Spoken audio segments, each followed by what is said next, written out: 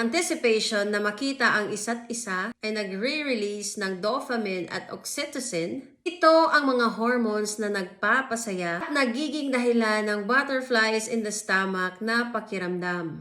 Fun fact sa LDR na maaaring hindi mo alam. LDR couples often communicate more deeply. Ayon sa pag-aaral, mas malalim at meaningful ang pag-uusap ng mga LDR couples kumpara sa mga magkasama physically. Dahil sa distance, mas nagfo-focus sila sa quality conversation, kaya mas nakikilala nila ang isa't isa sa mas malalim na level. 2. Around 60% of LDR couples succeed. Sa kabila ng hamon ng distance, nasa 60% ng mga LDR couples ang nagtatagumpay at nagtatagal sa kanilang relasyon. Ito ay dahil sa matibay na tiwala, effort at open communication na mapanatili ang kanilang relasyon.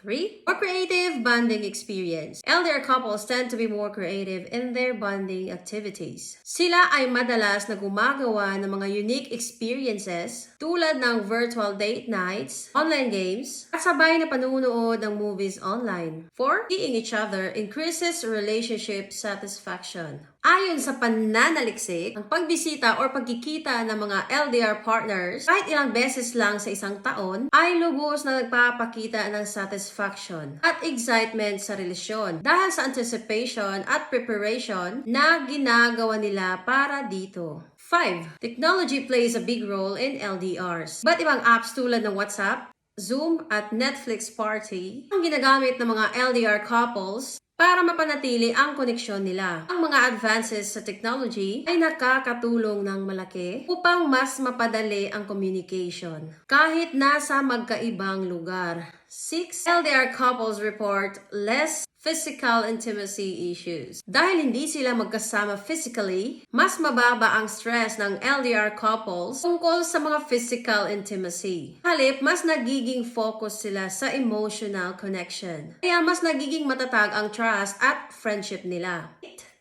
Anticipating of reuniting releases happy hormones. Kapag nakaplano na ang pagkikita, ang anticipation na makita ang partner ay nagre-release ng dopamine at oxytocin, mga hormones na nagpapasaya, nagiging dahilan ng butterflies in the stomach. So that's our vlog for today. I hope you give a thumbs up to this video and don't forget to subscribe to my channel. Again, this is Kate and I'm now signing off.